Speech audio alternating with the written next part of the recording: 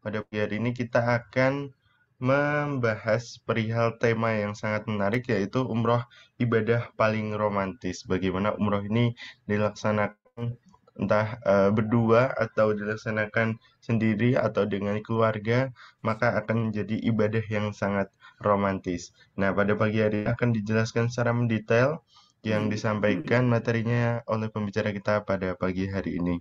Kami ingatkan pada Bapak Ibu yang sudah hadir di ruang virtual Zoom untuk bisa melaksanakan presensi di kolom komentar, tuliskan saja namanya di kolom komentar dengan nama lengkap, lalu bisa ditambahkan dengan asal, lalu juga pada Bapak Ibu kami harapkan untuk bisa menamai namanya dengan nama asli atau nama panggilan gitu ya. Tidak menggunakan nama lembaga atau nama pena atau nama samaran, sebut saja Mawar begitu kan ya, sebaiknya digunakan nama asli agar nanti ketika kita berdiskusi dan berinteraksi dengan Ustadz atau kita memanggil nama Bapak Ibu sekalian dapat menggunakan nama yang baik dan dengan nama yang asli. Baik, kami ingatkan juga kepada Bapak Ibu yang bisa untuk on cam pada kesempatan kelas kita pagi hari ini dapat on cam untuk kita bisa mengetahui Bapak Ibu berada di mana, sedang bahagia atau sedang cemberut begitu ya. Semoga saja Bapak Ibu yang sudah hadir di kesempatan pagi hari ini senantiasa diberikan kebahagiaan, keberkahan dan juga kesehatan. Amin ya rabbal alamin. Kami ingatkan juga Bapak Ibu yang nanti kita lanjutkan dengan sesi diskusi setelah sesi materi. Kita langsung saja, bagi yang berkenan untuk bertanya, bisa raise hand atau menuliskan pertanyaannya di kolom komentar agar nanti Ustadz ataupun dari saya dapat membacakan pertanyaan Bapak Ibu dan bisa untuk disampaikan langsung sesi diskusi pertanyaan dan jawaban dari dan juga Bapak Ibu. Baik, sebelum itu kita sapa terlebih dahulu dari Ustadz Cahyadi Takrian sudah hadir di kesempatan pagi hari ini. Assalamualaikum Ustadz, apakah sudah bisa bergabung suaranya? Waalaikumsalam warahmatullahi wabarakatuh. Baik, Insya Allah sehat Ustadz. Alhamdulillah sehat.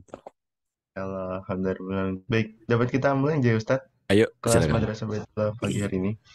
Baik, Bapak Ibu, dapat disiapkan tempat duduk yang nyaman, dapat disiapkan alat tulis yang baik agar kita menerima materi dan menyimak materi pada pagi hari ini dapat disimak dengan baik dan seksama.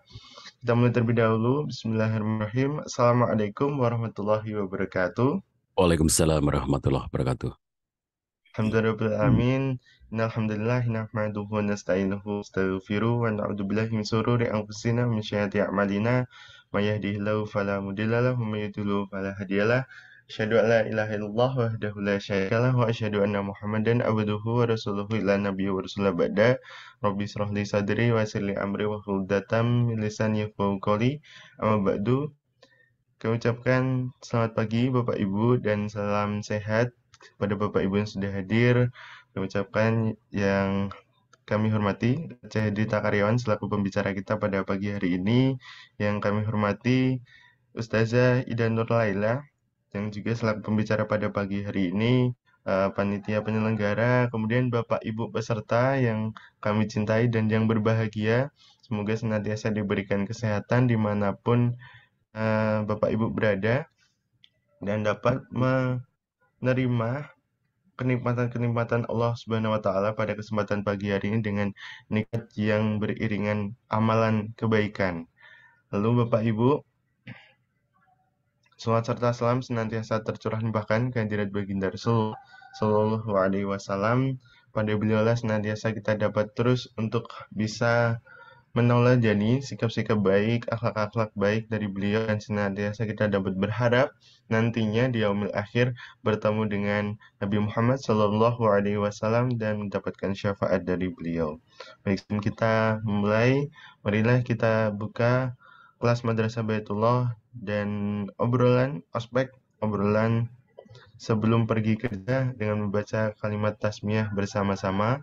Bismillahirrahmanirrahim. Bismillahirrahmanirrahim. Kemudian Bapak Ibu, sebelum kami sampaikan untuk sesi materi, itu Bapak Ibu dapat menuliskan presensinya di form yang sudah kami sediakan, atau dapat juga menuliskan namanya di kolom komentar. Tapi sebaiknya dapat menuliskan nama pensinya di form yang telah kami sediakan ya Bapak Ibu. Baik, langsung saja masuk ke sesi materi yang akan disampaikan oleh Ustadz Cahyadi Takaryawan, dan nanti mungkin juga akan ditambahkan oleh Ustazah Ibu Ida Nurlaila. Kami sampaikan dan aturkan langsung forum pada pagi hari ini kepada Ustaz Cahyadi Takaryawan membahas perihal umroh ibadah yang paling romantis. Pada Ustaz Cahyadi Takaryawan kami silakan. Bismillahirrahmanirrahim. Assalamualaikum warahmatullahi wabarakatuh. Waalaikumsalam warahmatullahi wabarakatuh. Alhamdulillahirabbil alamin wa bihi nasta'inu ala umuri dunya waddin. Asyhadu an la ilaha illallah wahdahu la syarikalah wa asyhadu anna Muhammadan abduhu wa rasuluh la nabiyya ba'dah. Allahumma shalli wa sallim wa barik ala nabiyyina Muhammad wa ala alihi wa ashabihi ajmain wa ba'd. Bapak Ibu yang dirahmati Allah SWT, saudara-saudaraku dimanapun Anda berada, saya lihat ini ada yang dari Bogor, ada yang dari Jogja, ada yang dari Solok, Sumatera Barat, dan lain-lain ya yang sudah menuliskan di kolom namanya. Terima kasih sudah bergabung, dan alhamdulillah pada kesempatan pagi hari ini kita masih diberikan kesempatan oleh Allah SWT untuk bersama-sama melaksanakan satu bagian dari rangkaian ibadah-ibadah peradaban kita, yaitu terus-menerus belajar dan saling tausiah satu dengan yang lainnya. Umrah, sahabat sekalian, terutama untuk sahabat-sahabat yang sudah menjadi peserta tetap Madrasah Baitullah, sudah hafal ya bahwa ibadah umrah itu satu rangkaian tindakan-tindakan, perbuatan-perbuatan, amal-amal yang dituntunkan oleh Nabi Shallallahu Alaihi Wasallam, yang sebetulnya sangat ringkas, makanya sering dikatakan sebagai haji kecil karena hanya sebagian dari tindakan ibadah haji. Kenapa bisa dikatakan bahwa umrah itu ibadah yang paling romantis? Karena peristiwa di saat kita itu melaksanakan umrah, prosesi-prosesi umrah, itu bisa kita laksanakan berduaan. Misalnya kalau kita ke masjid, kan memang bisa berduaan ya, kayak misalnya di rumah, kita sedang di rumah kita masing-masing, tidak di tanah suci, kita ke masjid, itu kita bisa berdua ke masjid itu, suami istri, gandengan tangan dari rumah menuju ke masjid gitu. Tetapi setelah sampai di masjid, nggak mungkin kita akan istilahnya jejer gitu ya, suami dan istri berdiri berdampingan gitu, terus kemudian kita sholat sambil gandengan tangan gitu, nggak mungkin. Demikian pula ibadah-ibadah yang lainnya, yang kalau kita lakukan, misalnya kayak puasa Ramadan itu ya, kita puasa masing-masing, kita berpuasa. Kita akan menemukan momentum romantisnya ibadah Ramadan itu, misalnya sahur bareng, berbuka puasa bareng, tarawih bareng gitu ya. Tetapi kemudian pada saat tarawih itu kita menuju ke masjid, sholat, nanti soft laki-laki di depan, soft perempuan di belakang, suami istri akan terpisah gitu. Kalau kita melaksanakan ibadah umrah itu, apabila kita berada dalam satu bimbingan, karena ibadah umrah itu tidak wajib dengan bimbingan itu ya, karena kalau Bapak Ibu mau berangkat sendiri gitu, dengan upaya-upaya mandiri ya, dan contoh-contoh sudah banyak yang bisa melakukan seperti itu ya bisa berdua aja dengan istri itu ya, tentu harus menempuh prosedurnya gitu. Nah, bagi yang pakai bimbingan, misalnya mengikuti biro travel umroh tertentu, Bapak Ibu dalam bimbingan itu misalnya berangkat 100 orang jamaah gitu ya, yang biasanya kalau 100 itu nanti dibagi dua bis, karena setiap bisnya kira-kira maksimal 50 jamaah gitu. Nanti kita tidak terpisah, suami istri dari awal berangkat ya, itu sudah berangkat dari rumah berdua. Kemudian nanti di hotel kita bisa pesan hotel sekamar berdua, suami istri itu. Setelah itu kemudian memulai rangkaian ibadah hajinya, itu kita, ibadah umrohnya, kita mengambil mikot ya, kita dalam rombongan itu kita bisa melakukannya berdua, ambil mikot itu. Jadi berada di tempat mikot itu ya sambil gandengan tangan gitu, itu bisa dilakukan. Setelah itu kemudian dari tempat mikot kita sudah mengenakan pakaian ihram, kita menuju ke Baitullah, ke Masjidil Haram untuk melaksanakan tawaf. Kalau teman-teman umrohnya nanti mendarat di Madinah, maka kita akan mengambil mikot itu di Bir Ali. Kemudian dari Bir Ali kita akan naik bis atau naik kereta api. Kita bisa pesan tempat duduknya berdua, selalu jejer berdua gitu. Sepanjang perjalanan kita boleh ngobrol. Beda dengan kalau kita sholat ya, sholat itu nggak boleh ngobrol.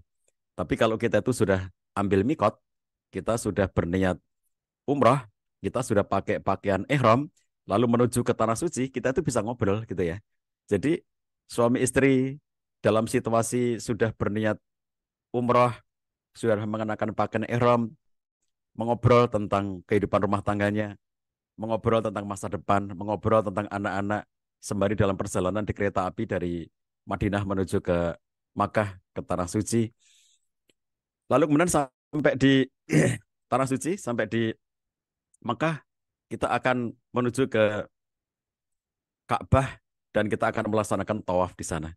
Tawaf, kalau kita, tadi saya gambarkan, kalau misalnya kita berada dalam rombongan besar ya, biasanya kita akan dibagi per 50 dalam bis, karena bisnya maksimal 50. Nanti ada pembimbing, ada mutawif, lalu kita berdua suami istri sebagai peserta di situ yang melaksanakan umrah, kita bisa berduaan sambil umrah itu. Bergandengan tangan suami dan istri, mengitari Ka'bah 7 kali, sembari melafadzkan kalimat-kalimat sejak dari kalimat talbiyah, kemudian kalimat doa dan zikir yang biasanya sudah dipandu oleh pembimbing atau oleh para mutawif ya, tergantung konteks eh, pada setiap bimbingan umroh masing-masing. Kita menjalankan ibadah berdua, betul-betul bergandengan tangan suami istri, mengitari Ka'bah ya 7 kali itu bisa kita lakukan. Usai menjalankan tawaf 7 kali, kita akan melaksanakan sholat sunnah, kemudian kita minum air zam-zam dulu ya, baru melaksanakan sholat sunnah. Setelah itu kemudian kita menuju ke tempat sa'i, dari Safa ke Marwah. 7 kali kita berjalan dari Safa ke Marwah dengan ada peristiwa lari-lari kecil nanti di tengah-tengah antara Safa dan Marwah itu. Secara teknis teman-teman yang pernah melaksanakan haji atau umrah nanti akan mengetahui di bagian atas dari atap itu akan ada lampu hijau yang menandakan di saat di tempat itulah kita disunahkan ya, tidak wajib, disunahkan untuk lari-lari kecil ya, bukan lari kencang tapi lari-lari kecil. Sembari kita melaksanakan sa'i dari Safa ke Marwah 7 kali bolak-balik, itu bisa bergandengan tangan suami dan istri gitu. Terus bergandengan tangan sepanjang 7 putaran itu sambil melafadzkan kalimat-kalimat doa, kalimat-kalimat zikir kepada Allah SWT yang kalau kita dari Indonesia biasanya juga dibimbing oleh para pembimbing ya. Kita udah ngikut aja yang dituntunkan oleh pembimbing itu. Kalau jamaah dari negara-negara lainnya eh, tidak tidak dibimbing seperti itu ya, karena mereka akan melaksanakannya sendiri-sendiri. Jadi kalau kita dari Indonesia, dari Malaysia, itu umumnya kita akan dibimbing dan mutawif kita atau pembimbing kita akan menyampaikan kalimat-kalimat zikirnya, doanya itu dalam suara keras sehingga bisa kita dengarkan dan kita ikuti gitu. Nah suami istri bergandengan tangan 7 kali putaran itu, kita bisa menirukan pembimbing kita dan bisa menghayatinya sambil kita memiliki harapan-harapan ya, karena doa itu sebagaimana kata para ulama ada yang namanya lafat dan ada yang namanya qasd, al-qasdu. Kalau lafat itu misalnya kita mengatakan Robbana atina fid dunya hasanah wa fil akhirati hasanah wa qina adzabannar. Itu lafadznya. Tapi al-qasdu, apa yang sebetulnya kita maksud dengan fid dunya hasanah itu sebetulnya apa yang kita minta gitu. Kalau suami istri yang sedang lagi ada banyak problem, lagi ada banyak masalah, sambil bergandengan tangan di saat tawaf, di saat sa'i, lalu melafadzkan bareng-bareng kalimat doa sapu jagat, Robbana atina fid dunya hasanah, yang kebayang adalah ya Allah, mudah-mudahan rumah tangga kami sakinah, mudah-mudahan rumah tangga kami harmonis, rumah tangga kami diberikan solusi atas setiap masalah-masalah yang sedang kami hadapi. rumah tangga kami terselesaikan dari masalah-masalah ekonomi dan seterusnya. Itu namanya al-qasdu, apa yang sebetulnya kita inginkan dari doa itu. Antara lafaz dengan qasdu ini setiap orang nanti qasdunya bisa beda-beda. Kalau jumlo ketika mengatakan Robbana atina fid dunya hasanah, sebetulnya dia sedang meminta kepada Allah, ya Allah berikan jodoh terbaik untukku, berikan suami yang soleh untukku, berikan istri yang solihah untukku. Bagi yang para pedagang, ketika mengucapkan Robbana atina fid dunya hasanah, al-qasdunya adalah ya Allah mudah-mudahan engkau berikan kelancaran dalam bisnisku, keberkahan dalam bisnisku, dan seterusnya. Kalau yang pegawai negeri atau karyawan di instansi ya dengan mengucapkan Robbana atina fid dunya hasanah, mudah-mudahan karirku segera naik, aku segera bisa mencapai jenjang yang lebih tinggi dan seterusnya. Teman-teman yang TNI Polri, mudah-mudahan aku naik pangkat, mudah-mudahan naik jabatan dan seterusnya.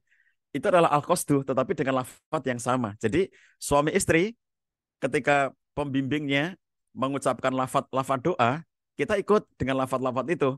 Tetapi al-qasdu, maksud yang kita batin, yang kita inginkan, setiap jamaah bisa berbeda-beda. Dan itu Allah mengetahui maksud apa yang terkandung yang tersembunyi di dalam diri kita. Termasuk Allah juga mengetahui bahwa ada orang umroh ya ikut melafatkan itu dan dia tidak memiliki makna apa-apa. Jadi dia hanya ikut ngomong gitu ya, tapi dia nggak tahu maknanya, dia tidak ngerti harapannya, dia tidak tahu tujuannya. Gitu. Allah mengetahui itu semuanya. Makanya ketika suami istri itu melafatkan doa bersama-sama, melafatkan zikir, entah mau melaksanakannya sendiri, dalam artian kita lepas dari pembimbing, kita mengucapkan doa-doa sendiri boleh ya, atau kita ikut terlibat bersama dengan rombongan yang lainnya dengan pembimbing dan kita melafatkan seperti yang diucapkan pembimbing juga boleh gitu. Sesuatu yang bisa kita lakukan. Sampai kemudian selesai sa'i, kita melaksanakan tahallul. Tahallul di tempat eh, yang juga bareng ya kita melakukannya gitu.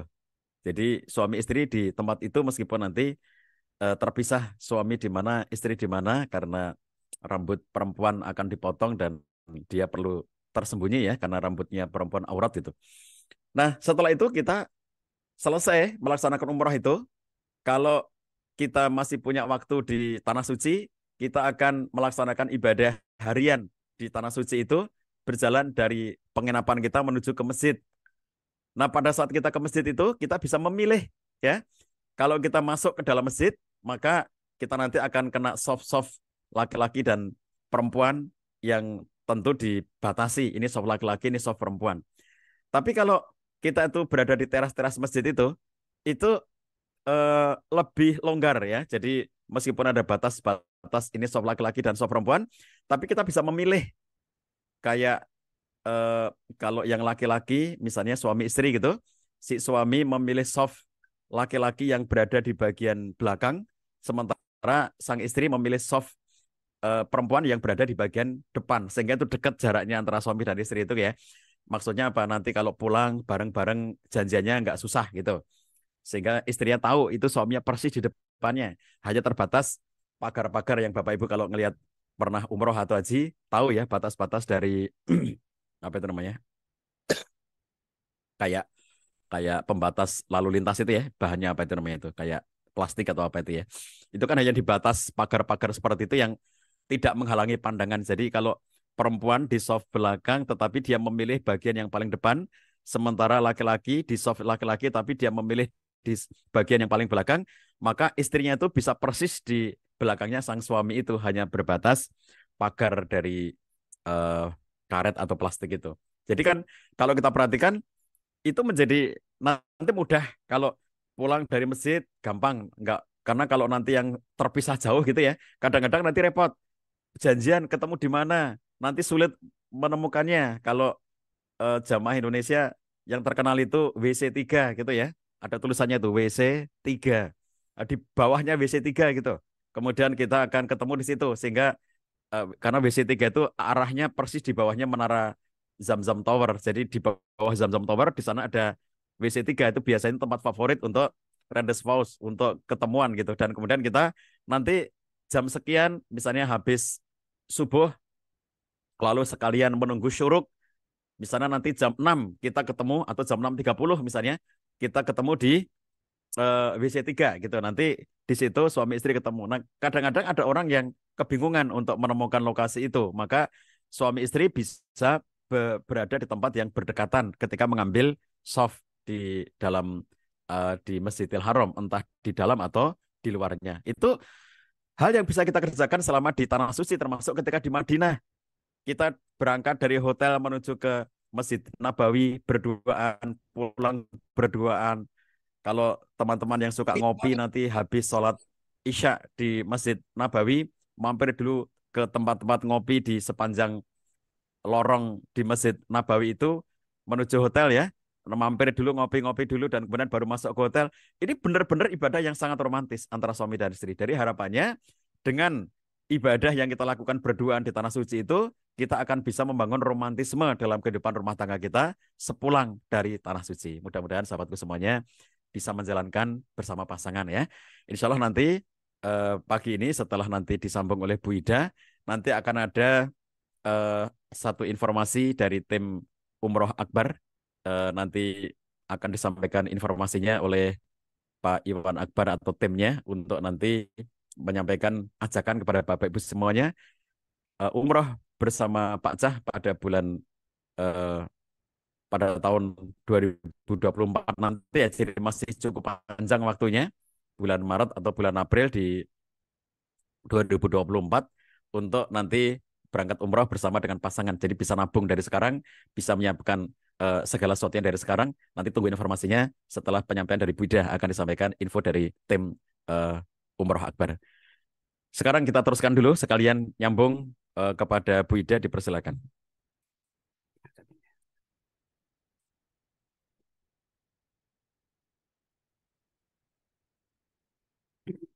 Baik. Bismillahirrahmanirrahim. Assalamualaikum warahmatullahi wabarakatuh. Semangat pagi semuanya. Berlimpah berkah insya Allah di hari Sabtu ya. Weekend ini sahabat semuanya sudah memulai hari ini dengan keberkahan majelis ilmu bersama dengan Madrasah Baitullah. Masya Allah. Apalagi temanya sungguh menarik ya. Umroh romantis. Ya. Baik. Emang saya pernahkah gitu ya? Pernah ya. Umroh bersama dengan pasangan karena dulu eh, rezekinya berhaji sendiri-sendiri, kemudian setelah itu punya rezeki umroh juga sendiri-sendiri, lalu kita bertekad bahwa kita harus pernah untuk umroh bareng begitu di dalam rangka kita menikmati refreshing cinta ya, agar semakin Allah berikan samaro di dalam keluarga kita. Pagi hari ini Pak Cah sudah menyampaikan tentang tema bagaimana melaksanakan umroh romantis ya di Tanah Suci. Ya. Memang pada saat itu, pada saat berhaji saya sempat meneteskan air mata ya karena saya sendirian, Pak Cah sudah berhaji duluan. Lalu saya melihat bagaimana sahabat saya bersama dengan pasangannya, Masya Allah ya, romantis sekali ya ketika melaksanakan ibadah haji pada waktu itu. Dan saya berjanji kepada Allah, ya Allah izinkan saya bersama dengan suami bisa bergandengan tangan melakukan prosesi ibadah umroh itu dengan penuh kebahagiaan insya Allah gitu. Dan Allah kabulkan itu. Nah sahabat semuanya, setiap dari tujuan kita insya Allah Allah akan berikan jalannya jika kita berusaha untuk melangkah ke sana. Jarak antara rumah kita, jarak antara negara kita, kota kita dengan tanah suci tidak pernah berubah sampai kita sungguh-sungguh ingin melayakkan diri ya menjadi tamu Allah, sehingga Allah akan berikan jalan-jalan mendekatkan antara jarak kita dengan Baitullah hingga akhirnya kita disampaikan bersujud di pelataran Masjidil Haram langsung menghadap ke Ka'bah, kemudian melakukan berbagai macam prosesinya dengan sepenuh penghayatan. Pagi hari ini selama beberapa menit ke depan saya akan menyampaikan tentang bagaimana kita melakukan persiapan umroh ini ya, terutamanya umroh romantis bersama dengan pasangan. Karena kalau kita tidak persiapkan ini dengan sepenuh pemaknaan atau kesadaran, yang terjadi juga sama saja dengan umroh sendirian atau bahkan mohon maaf ada pasangan-pasangan yang justru menemukan ujiannya di tanah suci. Waduh ini ngomong pahitnya ya. ngomong pahitnya. Karena benar, saya bertemu dengan pasangan yang paling ekstrim itu bercerai setelah pulang dari Tanah Suci ya. Ada. Jadi si istri tergoda dengan laki-laki lain ketika berada di Tanah Suci. Naudzubillah min dzalik. Yang lebih ringan dari itu, bukan lebih ringan ya, mungkin lebih buruk ya. Ada pasangan suami istri yang mendaftar haji berdua, kemudian ketika berangkat mereka sudah dalam keadaan bercerai. Ya, jadi qadarullah bareng dengan kami gitu, dengan saya. Jadi kita mendengarkan bapak itu dan ibu itu dulu menikah mereka. Kemudian setahun yang lalu mereka bercerai. Padahal mereka sudah mendaftar haji berdua. Dan di sana mereka seperti orang yang jutaan ya, nggak bicara satu sama lain. Naudzubillah min dzalik. Kemudian juga saya saksikan di beberapa kali kesempatan saya pergi berumroh itu ada pasangan-pasangan yang tentu lebih banyak yang romantis ya, berdua dengan pasangan yang seperti yang diceritakan oleh Pak Cah tadi. Tetapi konflik-konflik antar pasangan itu saya juga menemukan. Mereka yang akhirnya di sana mangkel-mangkelan, jengkel-jengkelan, kadang hal-hal yang sifatnya teknis sebenarnya. Janji-janjian yang tidak jelas dan seterusnya itu menimbulkan konflik-konflik sehingga pulang pun menyisakan rasa jengkel, rasa mangkel. Tentu kita tidak ingin ya, sudah meluangkan waktu, menyiapkan biaya, ya dengan sebuah harapan bahwa di sana nanti kita akan menemui umroh yang romantis. Kemudian pada kenyataannya sampai di sana, gitu ya, yang terjadi hanyalah memindahkan perselisihan dari rumah ke Baitullah.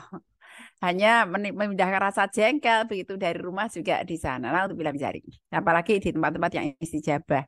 Maka disinilah pentingnya persiapan bagi kita semuanya agar apa yang kita harapkan dengan umroh romantis itu pun kemudian Allah ijabahi. Yang pertama, ini saya sampaikan 5 hal saja ya. Yang pertama bahwa kita harus senantiasa mengikhlaskan niat karena Allah. Ini bukan klise ya, ini sesuatu yang menghubungkan amal kita dengan amal kebaikan akhirat kita. Ya, dengan kebaikan akhirat kita. Kalau, dan dunia ya, dunia akhirat kita. Kalau seseorang itu melakukan, ini clear di dirinya sendiri dan pasangannya, melakukan sesuatu karena Allah, maka mereka tidak pernah berhenti karena selain Allah. Oh gimana tuh ya? Pernah kan mendengarkan orang yang mengatakan, aku tuh udah baik sama dia, udah baik banget, tetapi kenapa dia tuh nggak sebaik itu sama aku? Kenapa dia tidak memberikan balasan yang baik? Jadi aku udah bosan berbuat baik sama dia.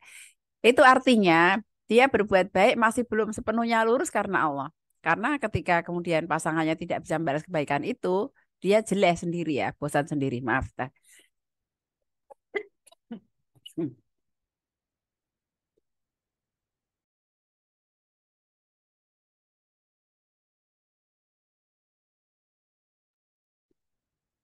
Ya, ketika pasangannya tidak bisa membalas kebaikan itu, maka dia berhenti melakukan kebaikan itu. Nah, maka jangan ya.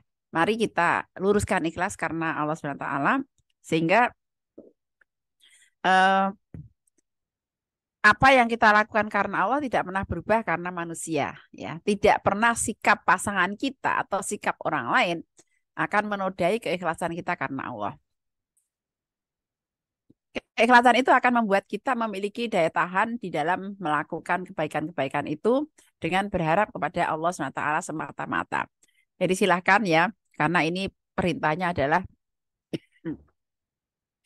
wa ma umiru illa liya'budullaha mukhlishina lahuddin. Jadi harapan kita agar kita benar-benar memurnikan ibadah ini karena ketaatan kita kepada Allah semata-mata.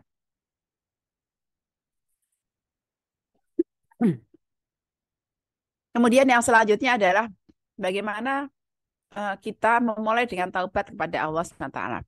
Jadi orang yang bertaubat itu, maka hajat-hajatnya, kalau taubatnya diterima, hajat-hajatnya insya Allah akan dipenuhi oleh Allah. Maaf ya, ini keluarga batuk judulnya. Ya. Jadi ketika kita memulai dengan taubat, karena kita tidak mungkin tidak ada kesalahan. Dan di dalam rumah tangga, ya taubatnya tadi, taubatnya kepada Allah maupun juga kita mohon ampun atas, kita mohon maaf atas kesalahan-kesalahan kita, interaksi kita dengan pasangan. Ya, di dalam rumah tangga tidak mungkin bahwa seorang istri tidak punya salah ya kepada suaminya, dan tidak pula mungkin seorang suami tidak punya salah pada istrinya. disadari atau tidak, diakui atau tidak, maka pastilah di antara mereka ada kesalahan-kesalahan ya, ada rasa-rasa yang berkembang, emosi negatif dan sebagainya. Yang kalau itu tidak diluruhkan sejak di tanah air ya, sejak sebelum keberangkatan ini sudah diluruhkan dulu, itu bisa naik lagi ingatannya, naik lagi jengkelnya, naik lagi rasa marahnya ya. Sehingga di tanah suci semakin terasa gitu di sana. Karena kita juga sering mendengarkan kabar-kabar ya bagaimana orang-orang yang mereka kesehariannya misalnya di tanah air mereka sering bertengkar, maka di tanah suci dia punya potensi untuk bertengkar.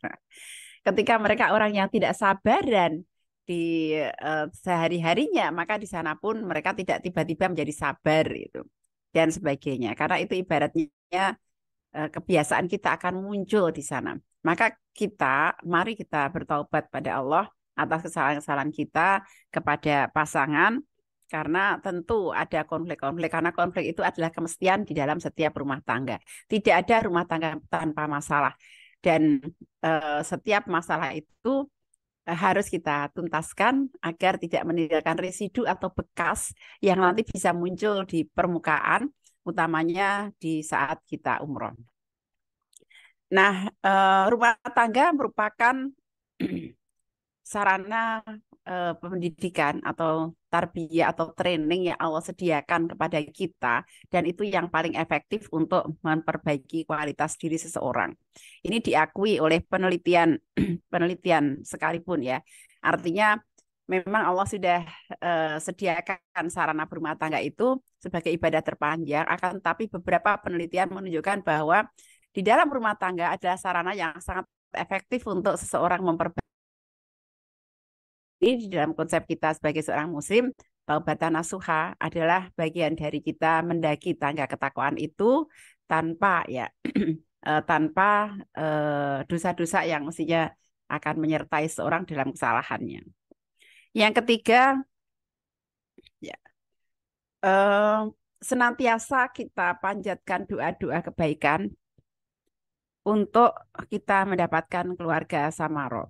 Biasanya kita juga sudah membaca doa itu ya, Robbana hablana min azwajina wa dzurriyyatina qurrata a'yun waj'alna lil muttaqina imama misalnya ya. Jadi kita berdoa agar kita diberi pasangan yang qurrata a'yun dan dijadikan kita pemimpin orang-orang yang beriman. Akan tetapi doa-doa kebaikan seperti ini pada saat kita sudah meniatkan aku mau umroh ya Allah, menghadap menjadi tamumu ya Allah untuk di sana bersama dengan pasanganku. Ini lebih-lebih lagi kita akan merasakan pemaknaan yang berbeda bahwa kita ingin banget meningkatkan kualitas samarah kita, menghadirkan baiti janati di dalam rumah tangga kita. Jadi doa-doa itu sudah kita pancangkan sejak kita sebelum ada di tanah suci ya. Jadi bukan kita minta keajaiban ketika di sana tiba-tiba semuanya menjadi samaro, semuanya menjadi terkabul, bukan begitu. Sejak kita di tanah air, kita sudah menyiapkan diri dengan doa-doa kebaikan itu, sehingga di perjalanan itu pun nanti kita dimudahkan untuk mendapatkan samaro dengan doa-doa kita. Doa-doa yang dipanjatkan dengan sepenuh keyakinan, insya Allah akan mendapatkan pengabulannya. Dan inilah memang senjata umat Islam ya. Senjatanya orang beriman itu adalah doa-doa kita. Maka mulai hari ini, mari kita resapi setiap doa-doa itu, kita ucapkan dengan sepenuh pemahaman, dengan sepenuh pemaknaan, dengan sepenuh kesadaran, dan sepenuh pengharapan. Semoga Allah memang kabulkan itu di dunia maupun di akhirat, sehingga menjadi pasangan sehidup sesurga itu benar-benar Allah berikan kepada kita semuanya. Karena tanpa rahmat Allah, seseorang tidak mungkin ya, dia hanya mengandalkan, menyelesaikan, menjalani rumah tangga itu dengan olah pikirnya sendiri, dengan ikhtiar tangannya, kakinya, lisannya, tidak mungkin. Tetapi kita mohon rahmat Allah, sehingga Allah hadirkan rahmat Allah itu melingkupi keluarga kita, dan itulah yang menolong kita, insya Allah. Kemudian yang keempat, saya menyebutnya bagaimana kita menyiapkan dengan pembiasaan akhlak mulia, muasyarah bil ma'ruf itu sebagai bagian dari melayakkan diri untuk menjemput rezeki, kita bisa umroh bersama pasangan, bahkan bersama dengan keluarga kita. Saya mendapatkan inspirasi dari seorang ustadz, sahabat saya sendiri yang masih muda. Beliau menulis buku tentang haji mabrur ya. Dan salah satu yang menarik yang beliau sampaikan adalah, saya memang belum baca bukunya ya, tapi membaca ulasan-ulasannya, beliau menyampaikan bahwa ketika beliau melayakkan diri memiliki karakter-karakter haji mabrur itu, maka Allah karuniakan rezeki berangkat berhaji di tahun yang sama ketika dia selesai menulis buku itu. Masya Allah ya. Jadi saya kemudian menariknya begini. Kalau kita ingin mendapatkan umroh yang romantis ini, maka romantisme itu sudah kita hadirkan dulu di dalam rumah tangga kita dengan akhlak mulia ya, dengan akhlak mulia. Karena di dalam rumah tangga ini katanya para ulama mengatakan 80% adalah kesabaran. Nah, maka kita sudah miliki kesabaran itu. Ya. Karena pasangan kita bukanlah malaikat, dia memiliki kesalahan-kesalahan juga, kita pun demikian. Maka kita sangat layak untuk kemudian meluaskan kesabaran kita. Contoh akhlak mulia ya. Biasanya ada isar, ada apa tadi ya, sabar, kemudian kasih sayang, ya semua sifat-sifat Allah yang maha baik ini kita hadirkan menjadi akhlak mulia kita, sehingga harapannya pada saat kemudian kita berumroh pun itu sudah menjadi pakaian bagi kita semuanya, menghiasi hidup kita semuanya dengan akhlak mulia. Muasyarah bil ma'ruf, Masya Allah. Kalau kita kulik dengan sangat detail gitu, bahkan ulama pun mengatur bagaimana wajah kita bersama dengan pasangan kita ya, untuk kita bermuka yang cerah ya, tidak mengerutkan dahi, tidak meninggikan suara bagi seorang istri ya kepada suaminya. Ini bagian-bagian dari muasyarah bil ma'ruf yang perlu untuk kita hadirkan di dalam kehidupan kita sebelumnya. Maka banyak pelajari. Ikuti kelas-kelas Samaro, praktekkan. Karena kalau kita mendapatkan teori, membaca buku, mengikuti pelatihan, tidak kita praktekkan, maka dia hanya menjadi pengetahuan kognitif saja, tidak membawa manfaat bagi pasangan kita maupun diri kita sendiri. Ya, mari sahabat semua, kita melayakkan diri dengan akhlak mulia ini. Kita kadang-kadang perlu validasi dari pasangan kita. Validasi itu apa sih? Ya, kita ada orang-orang yang mengatakan, Bu, saya itu udah berkorban banyak di dalam rumah tangga, tapi pasangan saya tidak menghargai pengorbanan saya. Ya, ternyata pasangannya pun juga merasa berkorban lebih banyak, karena di dalam rumah tangga biasanya terjadilah saling itu ya, saling merasa bahwa akulah yang paling berkorban, akulah yang paling mengalah gitu. Nah, itu perlu validasi dari pasangan. Dalam hal ini menurutmu gitu ya, kita bertanya kepada pasangan kita ya, berapa rapotku gitu ya, misalnya berapa rapot sabarku, berapa rapot cintaku ya, skornya gitu, dan apa yang harus kuperbaiki, apa yang harus aku lakukan untuk meningkatkan skor itu misalnya ya. Jadi kita sudah menyampaikan, sudah melakukan yang terbaik, tapi kita perlu validasi, bertanya kepada pasangan kita sekiranya bagi dia apa yang bisa kita tingkatkan dari perlakuan-perlakuan kita ini, sehingga akhlak mulia itu benar-benar dirasakan, bukan hanya kita merasa sudah melakukan akhlak mulia, tapi orang lain tidak menerimanya sebagai akhlak mulia, orang lain pun mendapatkan maksud sebagaimana apa yang kita maksudkan. Nah, ini perlu validasi atau konfirmasi ya dari orang-orang terdekat kita, terutama adalah pasangan kita. Karena yang paling mengetahui kebaikan seseorang tentulah pasangannya, karena dia bersama dengan pasangannya selama 24 jam ya. Perbaiki akhlak kita untuk kita melayakkan diri menyambut undangan sebagai tamu Allah. Dan tentu yang terakhir ya teman-teman, segera niatkan. Karena umroh romantis ini cocok untuk semua usia ya. Baik pengantin baru. Nah, ini ada Mas Nizar nih ya, pengantin baru ya. Baru berapa pekan ya Mas Nizar menikah. Ya. Nah, pengantin baru cocok banget untuk berbulan madu ya, membangun romantisme, memperbanyak kenangan-kenangan baik, menguatkan fondasi di dalam rumah tangga, bagus banget ya. Kemudian untuk pasangan-pasangan muda yang tentu misalnya anaknya usia sekolah ya, usia TK SD yang paling rempong sedunia, dengan urusan-urusan domestik dan urusan-urusan kerumah tanggaan. Bagus banget merefresh cintanya untuk mendapatkan me time-nya ya bersama dengan pasangan karena di rumah sehari-hari itu nyaris tidak bisa lepas dari anak-anaknya melaksanakan tugas-tugas keibuan dan keayahannya. Jadi umroh romantis ini cocok untuk semua usia pernikahan ya.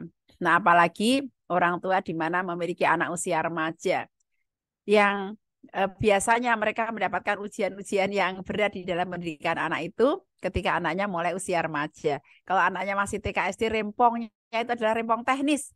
Tetapi ketika anak usia remaja, repotnya mereka itu kadang menguras hati, menguras pikiran, menguras perasaan ya. Dan ini refreshing cintanya luar biasa. Mendoakan anak-anak ketika berada di tanah suci dengan semua problem-problem remaja mereka. Semoga Allah hadirkan doa-doa itu, kirimkan doa-doa itu merahmati anak-anak kita, mereka menjadi anak-anak yang lurus. Nah, bagaimana dengan pasangan tua? Nah, lebih-lebih lagi nih ya. Meremajakan cinta bagi pasangan tua, Masya Allah ya. Dengan rahmah, dengan persahabatan sejati suami istri ya di dalam melaksanakan ibadah umroh. Ini kami nih pasangan tua. Kami berangkat berumroh berdua itu baru tahun ini ya. Baru awal tahun ini kemarin. Dulu-dulu berangkatnya sendiri-sendiri. Tapi berangkat berdua itu baru tahun ini, Masya Allah. Luar biasa ya. Apalagi ngelihat di sana kakek nenek banyak tuh yang berpasangan kakek nenek. Mereka berdua melakukan ibadah umroh ya. Jadi semua usia itu cocok untuk berangkat umroh bersama dengan pasangan karena merawat cinta di dalam berumah tangga itu diperlukan di dalam setiap waktunya. Tidak bisa kita lengah dan di antara cara kita merawat itu adalah dengan kita bersama-sama dengan pasangan melaksanakan ibadah-ibadah yang Allah tuntunkan. Apalagi kalau kita mengulik sejarahnya, maka banyak prosesinya adalah kita mengitibak kepada keluarga Abul Anbiya, Nabiullah Ibrahim alaihissalam bersama dengan istrinya Siti Hajar yang mereka adalah contoh pasangan teladan di dalam kehidupan rumah tangga mereka. Nah, demikian yang saya sampaikan tentang ibadah romantis ini dan persiapannya. Semoga bermanfaat. Dan saya doakan semua sahabat yang hadir pada kesempatan kali ini berkesempatan Allah izinkan untuk berangkat ke Tanah Suci bersama dengan pasangannya, apalagi bersama dengan anak-anaknya atau bersama juga dengan orang tuanya. Semoga benar-benar Allah hadirkan ibadah romantis ini dan kita semuanya menjadi dan umroh kita diterima Allah menjadi umroh yang mabrurah. Assalamualaikum warahmatullahi wabarakatuh. Waalaikumsalam warahmatullahi wabarakatuh. Baik, jazakumullah khair kepada Ustaz Cahyadita Karyawan dan juga Ustazah Ida Nur Laila yang telah memberikan materi penyampaian pemaparan penjelasan dan banyak sekali tadi pengalaman-pengalaman dan juga studi kasus yang telah disampaikan begitu ya dari ibadah umroh, ibadah yang romantis sebagai sarana untuk bisa senantiasa mendekatkan diri kepada Allah Subhanahu wa taala dan juga bisa menjadi sarana kita untuk bisa mendekatkan diri kepada pasangan kita. Nah, bagi Bapak Ibu yang masih penasaran atau masih ingin untuk bisa bertanya, kita masuk ke sesi diskusi. Silakan kepada Bapak Ibu yang ingin bertanya dapat menuliskan pertanyaannya di kolom komentar atau dapat menuliskannya di ya kolom komentar atau bisa raise hand langsung ya. Di sini nanti akan langsung dijawab oleh Ustadz Cahyadita Karyawan dan juga Ustazah Ida Nur Laila. Silakan kepada Bapak Ibu yang ingin bertanya dapat disampaikan. Sebelum diskusi, dipersilakan kepada tim Umroh Akbar untuk menyampaikan informasi terlebih dahulu. Baik. Kami silakan kepada tim Umroh Akbar, silakan dari Pak Akbar Setiawan. Assalamualaikum warahmatullahi wabarakatuh. Misalnya suaranya kurang jelas, Pak Iwan.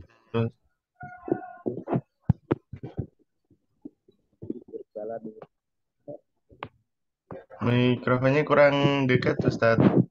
Oh ya. Oke. Baik.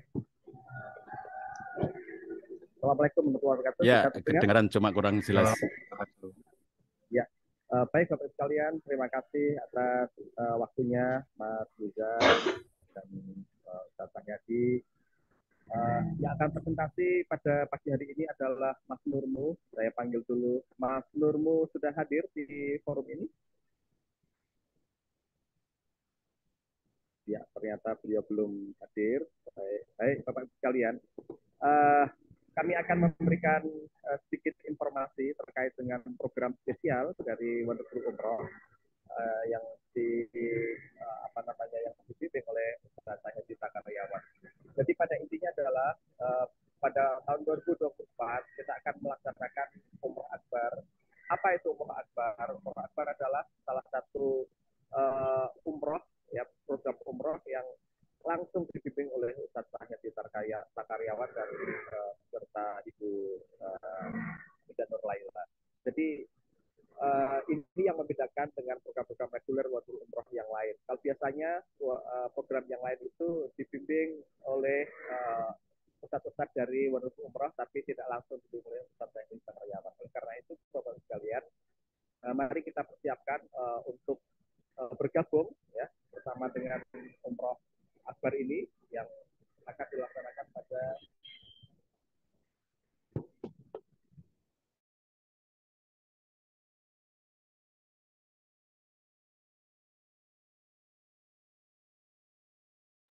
Suaranya hilang, Pak Iwan.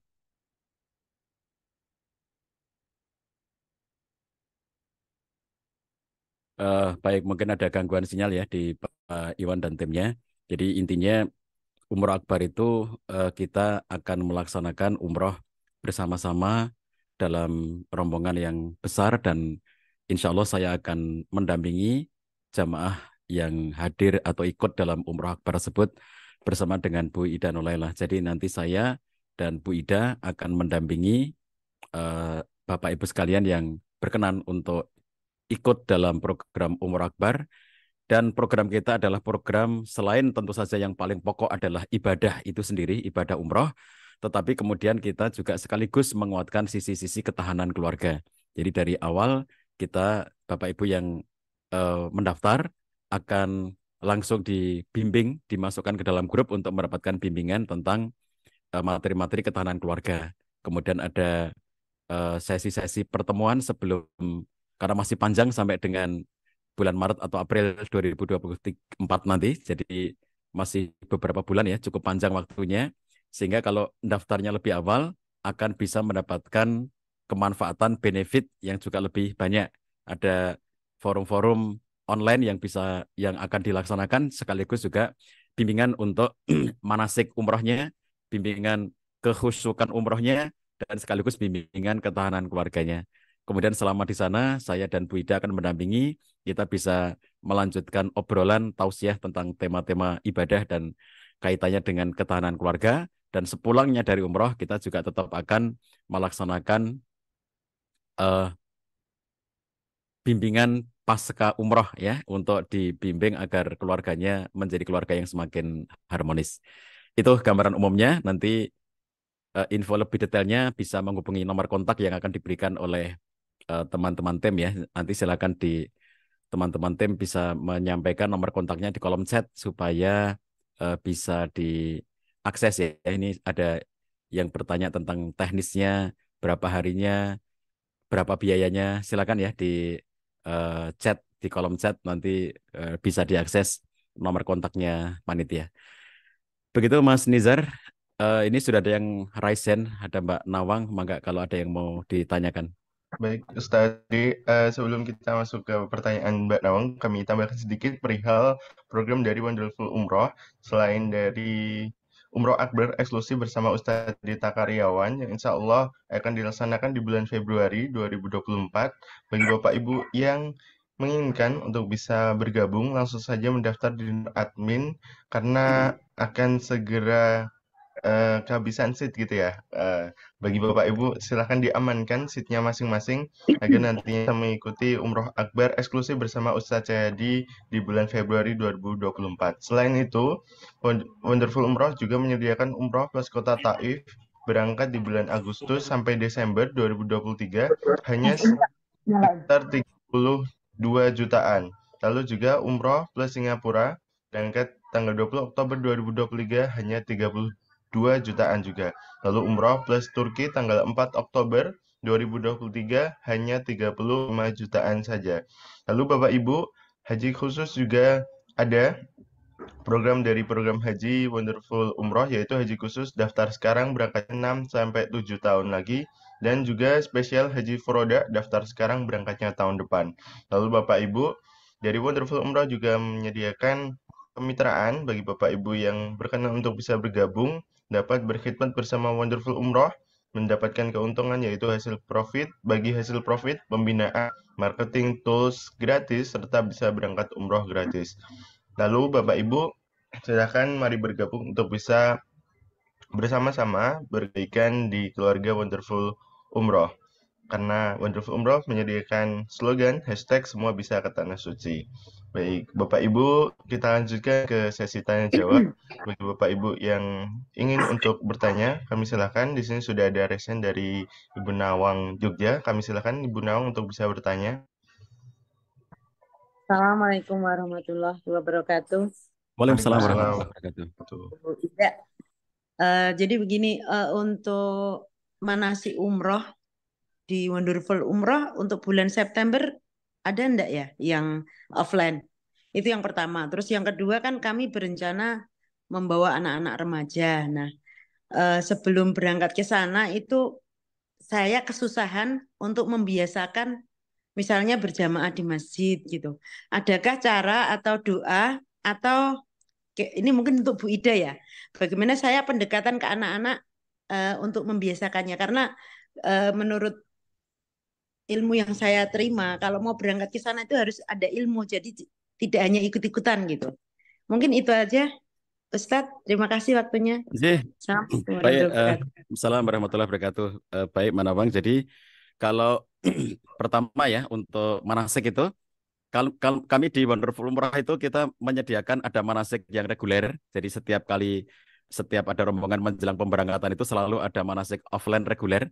Tetapi kami juga menyediakan manasik-manasik yang customize. Contohnya misalnya kalau Mbak Nawang sekeluarga pengen dibimbing manasik sendiri, kami juga bersedia melakukannya sepanjang jarak terjangkau. Okay? Misalnya Mbak Nawang tinggal di Jogja, maka berarti terjangkau.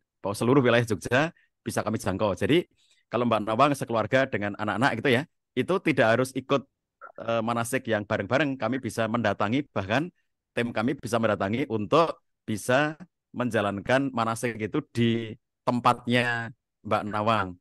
Kalau Mbak Nawang berkenan hadir sendiri dengan keluarga ke kantor, itu juga kami akan sediakan sudah lengkap alat manasik di tempat kami. Jadi ini bisa mengikuti yang reguler, yang tiap kali pemberangkatan pasti ada. Kemudian ada yang sifatnya customized, di mana itu permintaan dari jamaah. Ini terutama bagi jamaah yang komunitas atau jamaah yang berbentuk keluarga. Jadi kalau sekeluarga atau satu komunitas gitu kami datangi atau sengaja meminta waktu khusus kepada tim kami untuk sekeluarga datang atau satu komunitas datang ke kantor untuk melaksanakan bimbingan satu komunitas itu. Nah, demikian ya, Mbak Nawang.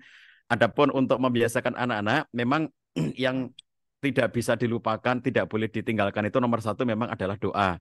Jadi orang tua yang terus-menerus berdoa kepada Allah SWT agar anaknya bisa terbuka hatinya, bisa happy. Jadi salah satu kebahagiaan ya, salah satu kunci kesuksesan kita kalau kita bersama anak-anak remaja, itu mereka itu sejak awal berangkat itu sudah happy dulu gitu ya, Mbak Nawang. Jadi kita tidak kita mengkondisikan agar anak-anak itu dalam situasi happy. Mereka berangkat itu happy gitu. Jadi pada beberapa waktu yang lalu ketika ada anak remaja yang ikut dalam rombongan dan saya ngelihat kok wajahnya suntruk terus gitu ya, kok tidak happy. Saya bilang, Mas, kita nanti bersenang-senang loh di Tanah Suci itu. Di sana ada kuliner-kuliner yang kamu selain beribadah itu di sana banyak banget.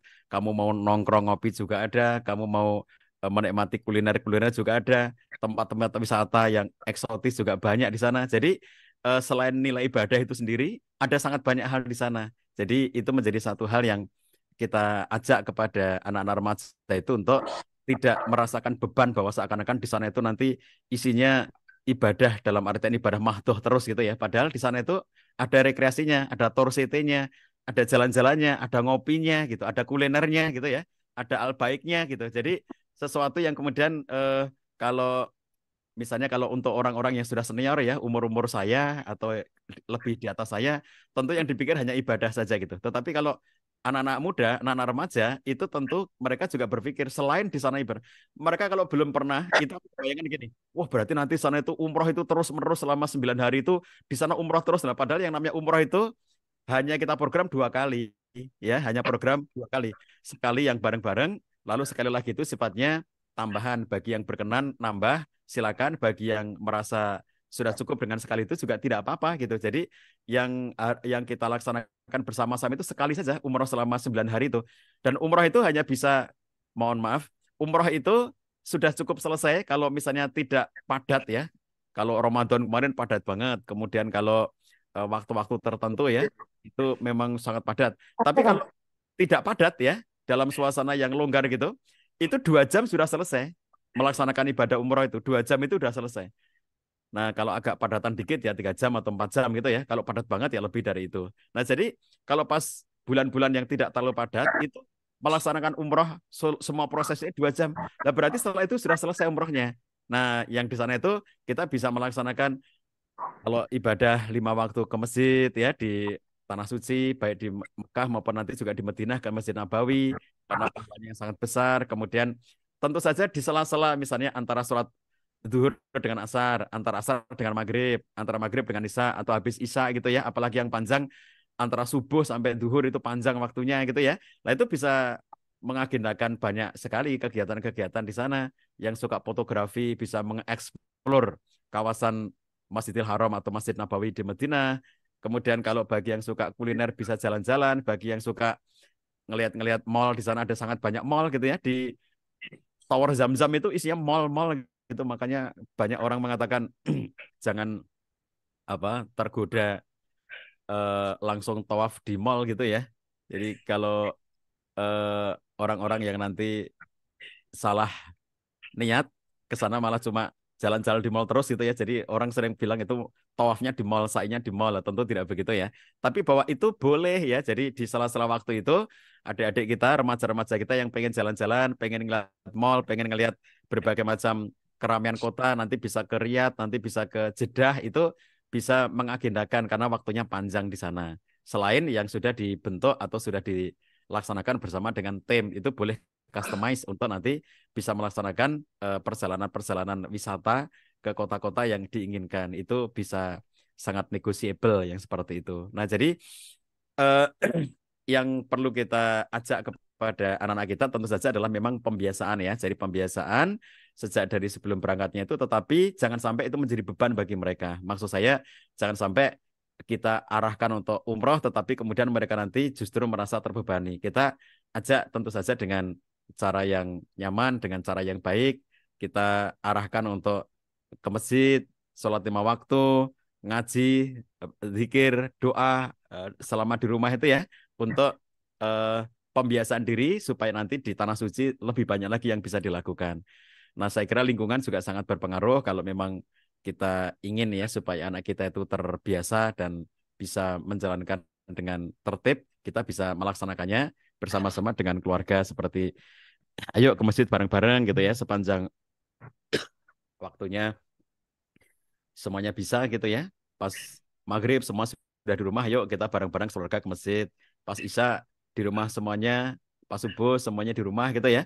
Kalau duhur, asar mungkin masih di tempat kegiatan masing-masing, tapi sepanjang kita di rumah untuk pembiasaan itu bisa kita laksanakan dengan bersama-sama. Kalau anak ini misalnya ya belum mampu atau belum bisa ya kita arahkan untuk rutin 5 waktu ke masjid ya waktu-waktu yang dia sudah memungkinkan sejak dari yang penting kamu maghrib ke masjid atau nanti ditambah lagi setelah maghrib bisa sekarang maghrib dan isya ke masjid misalnya ya itu kan bagian dari cara kita untuk bertahap. Jadi melaksanakan kewajiban-kewajiban itu adalah mastata'tum, melaksanakan tuntunan-tuntunan kebaikan itu adalah mastata'tum ya. Jadi kita bisa melaksanakan bersama dengan anak kita, membiasakan ke masjid, membiasakan tilawah Quran, membiasakan zikir, membiasakan doa ya sesuai dengan kondisi dan kemampuan masing-masing anak kita. Tapi yang sangat penting adalah happy-kan ya, bahagiakan suasananya supaya waktu berangkat itu mereka tidak tegang, tidak stres, tidak merasa tertekan, tapi merasa happy gitu akan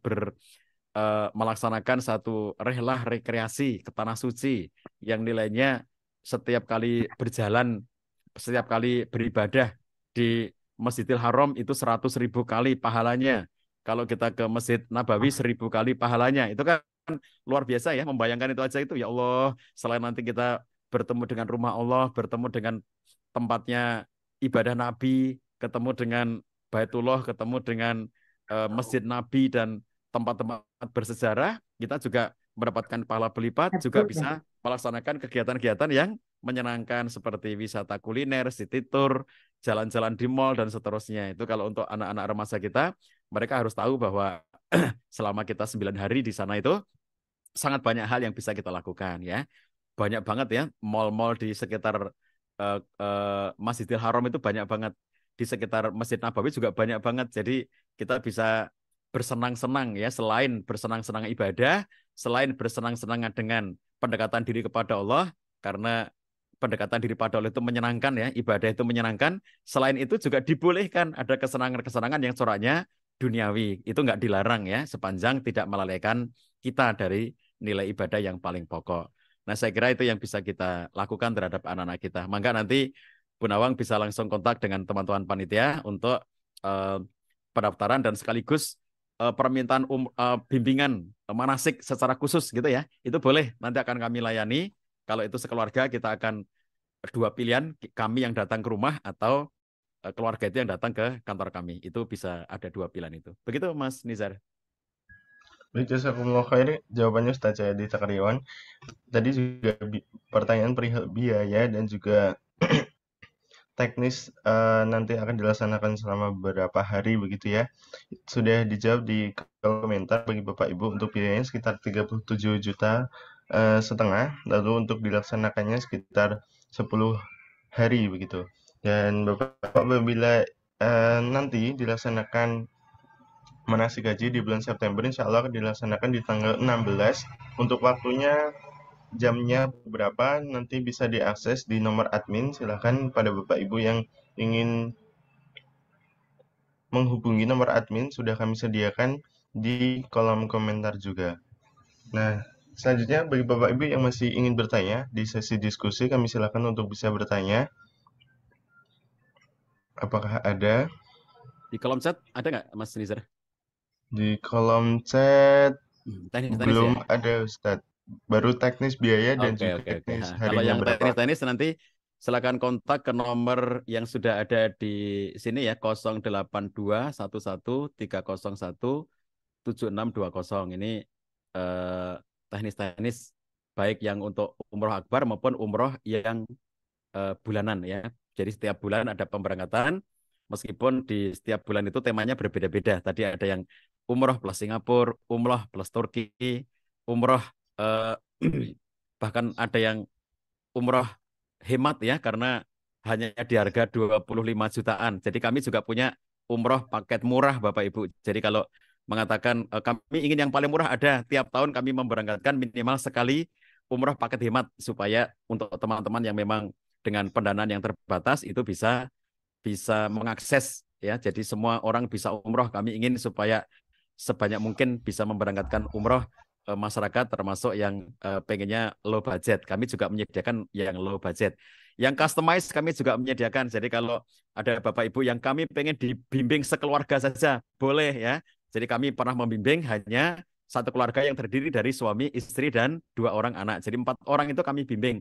Itu customize. Jadi mereka mintanya kami penuhi semuanya. Misalnya mereka mengatakan kami minta hotel di Tower Zam-Zam, kelasnya apa gitu ya. Kemudian kami pengen pelayanan eksekutif di bandara, kami pengen pelayanan untuk di Mekah Madinahnya kayak apa, itu kami juga bisa melaksanakan customize seperti itu. Termasuk juga umroh yang sifatnya customize dari kantor, organisasi, komunitas, gitu, instansi gitu ya.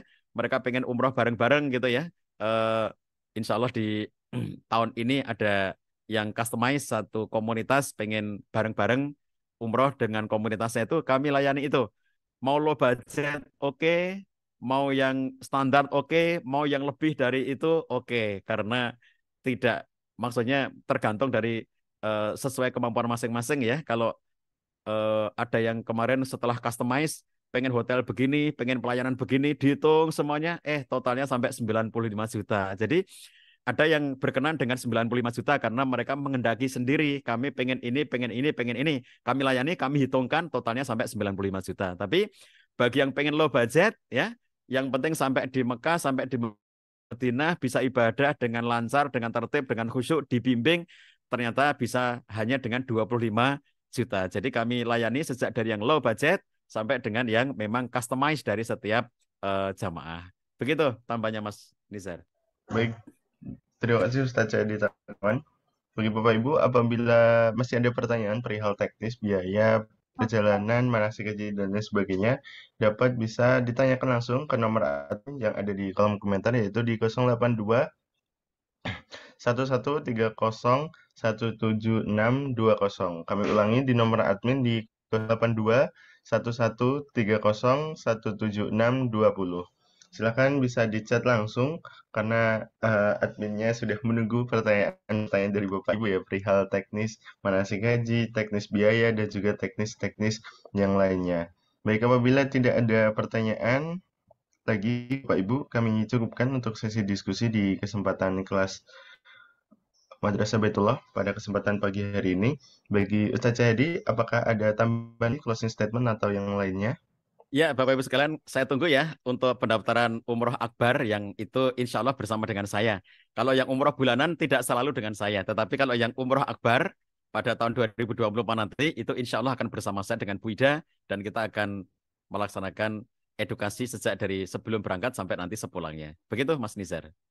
Baik, terima kasih Ustaz Cahyadi Dakaryawan. Bapak Ibu silakan langsung bisa mendaftar di nomor admin, lalu amankan situ karena juga mungkin terbatas, meskipun akbar tapi juga terbatas Bapak Ibu, agar bisa aman, nyaman perginya, tempat duduknya bisa disiapkan dari sekarang, dan juga tadi sebelumnya ada beberapa bimbingan, yaitu bimbingan ketahanan keluarga, bimbingan melalui WA gitu ya, di grup WA. Silakan materi-materi yang nanti akan bisa diakses melalui grup WA dapat diamankan ketika Bapak Ibu sudah mendaftar. Baik, kita sudah sampai di penghujung acara di kelas Madrasah Baitullah di kesempatan pagi hari ini mengenai materi umroh, yaitu ibadah yang romantis. Bagi Bapak Ibu yang masih penasaran dan juga masih belum mengikuti materinya secara keseluruhan, jangan dirisau, nanti bisa diakses di grup atau bisa nanti ditanyakan di admin gitu ya, mengenai materi ataupun rekaman dari kelas Madrasah Baitullah di kesempatan pagi hari ini. Kami ucapkan terima kasih pada Bapak Ibu yang sudah hadir sampai di ujung acara ini. Kita akhiri forum kita pada pagi hari ini dengan baca hamdalah. Alhamdulillahirabbil alamin. Dan disempurnakan dengan kafaratul majelis. Subhanakallahumma bihamdika asyhadu an la ilaha illa anta astaghfiruka wa atubu ilaik. Kami mewakili panitia yang bertugas. Mohon maaf apabila ada kekurangan. Terima kasih Bapak Ibu semangatnya dan semoga ilmunya bermanfaat. Sekian. Wassalamualaikum warahmatullahi wabarakatuh. Waalaikumsalam warahmatullahi wabarakatuh.